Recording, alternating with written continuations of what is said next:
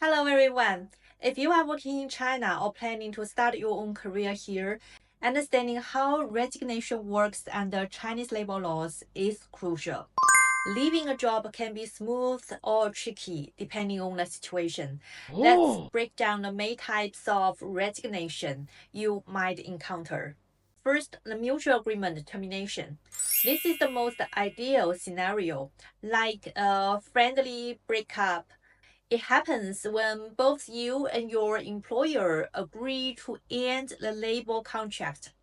For this to be valid, both sides must truly agree on all terms, for example, compensation, and nothing in the agreement should break the law. No fraud, threats, or taking advantage of someone's difficult situation is allowed. A quick note, if you sign a termination agreement and later try to back out by saying you were tricked or forced, it is hard to prove. Chinese courts require strong evidence for such claims, so always read the agreement carefully before signing. This avoids headaches later. Second, advance notice resignation. Used when your employer hasn't done anything wrong and you can't reach a mutual agreement. Under China's labor contract law, Article 37, you need to give 30 days written notice before leaving, or 3 days if you are in the probation period. What counts as a written notice? It's broader than just a paper letter.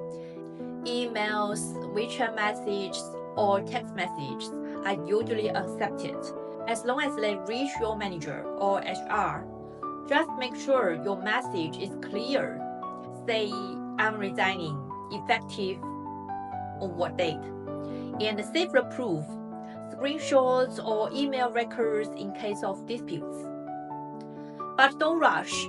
If you signed a contract with a service period, for example, your employer paid for special training, leaving early might cause issues. Also, leaving without the proper notice could make you liable if it costs the company money. So follow the 30-day rule. Third, resignation due to employer's faults. This is when you can quit immediately without advance notice because your employer broke the rules. Under labor contract law, Article 38, these situations include 1. The company fails to provide safe working conditions, for example, unsafe equipment, unhealthy workplaces, or ignoring safety rules for high temperature or high altitude jobs. 2. The company does not pay your wages on time or in full, but only if it is intentional. If it is an honest mistake, like a calculation dispute, that does not count. 3. The company does not pay your social insurance. Yes, employers in China must pay this by law. When you agree to skip it, they can still later be forced to pay. 4. The rules in workplace are illegal and harm employees, for example, unfair fines or discriminatory policies.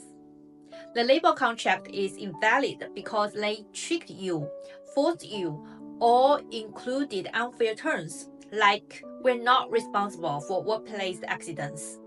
5. In extreme cases, like being forced to work through violence, threats, or being ordered to do dangerous jobs that risk your safety, you can quit without telling them first.